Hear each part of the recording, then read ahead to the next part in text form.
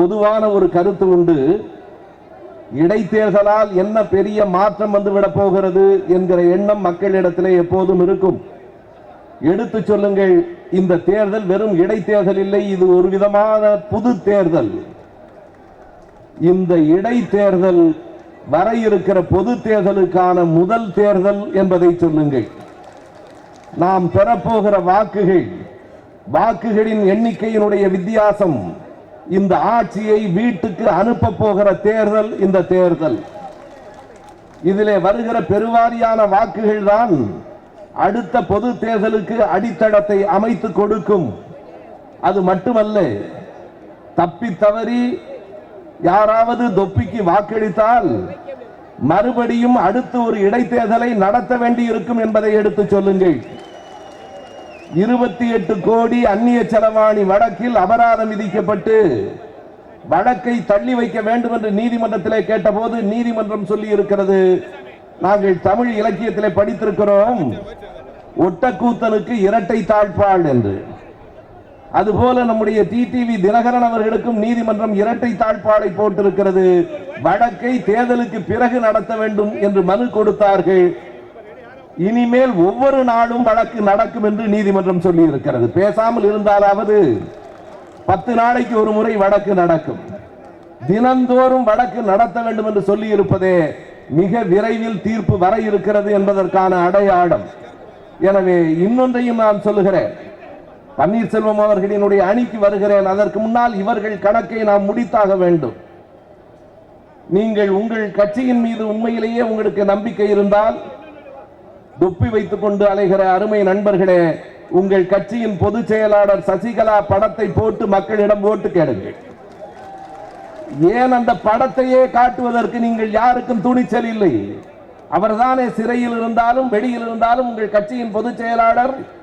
மக்களிடத்திலே சசிகலாவின் கட்சிக்கு வாக்குகள் வேண்டும் என்று கேட்க சொல்லுங்கள். மறைத்து அப்படி ஒருவர் இருப்பதையே காட்டாமல் ஆர்கே நகர் தொகுதியிலே வாக்குகளை கேட்டுக் கொண்டிருக்கிறீர்களே, உங்களை நம்பி எப்படி மக்கள் வாக்களிப்பார்கள்? இன்றைக்கு காலையிலே டிடிவி தினகரன் 2 செய்திகளை சொல்லி இருக்கிறார். ஒன்று, அம்மா விட்டு சென்ற பணிகளை நான் தொடர்வேன் என்கிறார். எனக்கு அதுதான் பயமாக இருக்கிறது. இதில் மறுபடியும் வேறு தொடர்வதென்றால் நாடு தாங்குமா? இன்னொரு 100 கோடி ரூபாய் யார் அபராதம் கட்டுவார்கள்?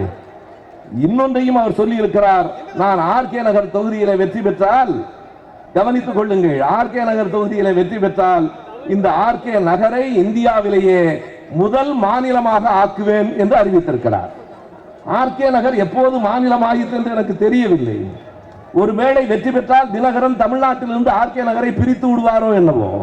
மக்களிடம் எடுத்து சொல்லுங்கள், எது தொகுதி, எது மாவட்டம், எது மாநிலம் என்று கூட தெரியாதவர்களுக்கு எப்படி வாக்களிப்பது என்று கேளுங்கள்.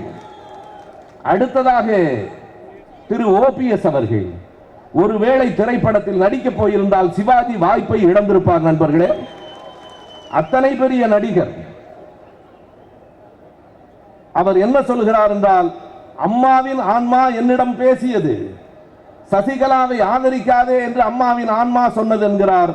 அவருக்கு நான் வைக்கிற கேள்வி, முதலாக சசிகலாவின் காலில் விழுந்தீர்களே, அப்போது உங்கள் அம்மாவின் ஆன்மா உங்களிடம் பேசவே இல்லையா?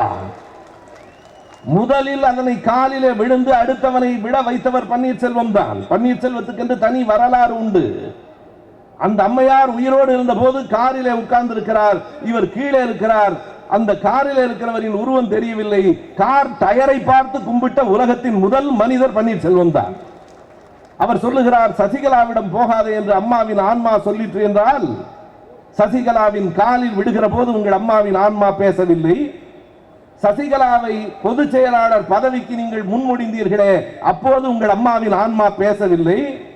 சசிகலாவை முதலமைச்சராக முன்மொழிந்ததும் அவர்தான், அப்போது அந்த அம்மாவின் ஆன்மா பேசவில்லை.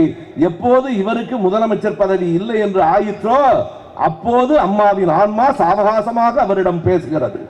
இது என்னடா இவ்வளவு காலம் தாழ்ந்து பேசுவது? ஒரு ஆன்மா பேசினால் என்ன, பேசாவிட்டால் என்ன? நண்பர்களே, அம்மாவினுடைய ஆன்மாவை பற்றி நாங்கள் பேச தொடங்கினால் இன்னமும் சிக்கலாகும். மதுசூதனன் அவர்கள் தான் நண்பர்களே இந்த சின்னம்மா சின்னம்மா என்று ஒரு அம்மாவிடத்திலே போய் கண்ணீர் விட்டு கதறி அழுதவர் மதுசூதனன் தான். எப்படி அழுதார் தெரியுமா?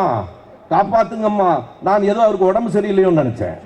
காப்பாத்துங்கம்மா காப்பாத்துங்கம்மா காப்பாத்துங்கம்மான்னு கண்ணீர் விட்டு அழுத மதுசூதனன் தான் இன்றைக்கு எதிர்த்து பேசுகிறார். மக்களே, அடையாளத்தை காணுங்கள் தெளிவாக. எந்த சின்னம் யாருக்கு என்பதை பற்றி நமக்கு கவலை இல்லை. மின்கம்பத்தை இலை மாதிரி வரைந்தால் என்ன, தொப்பியை வலை மாதிரி வரைந்தால் என்ன, நமக்கு அதை பற்றி கவலை இல்லை. நாம் எப்போதும் இரட்டை இலை சின்னத்தை பற்றி கவலைப்படவில்லை. நமக்கு உதயசூரியனை பற்றி மட்டும்தான் கவலை. உதயசூரியனுக்கு வாக்களியுங்கள். இந்த இருட்டு அகலட்டும், வானம் விடியட்டும், நாளை வானில் உதயசூரியன் உதிக்கட்டும். வாய்ப்புக்கு நன்றி, வணக்கம்.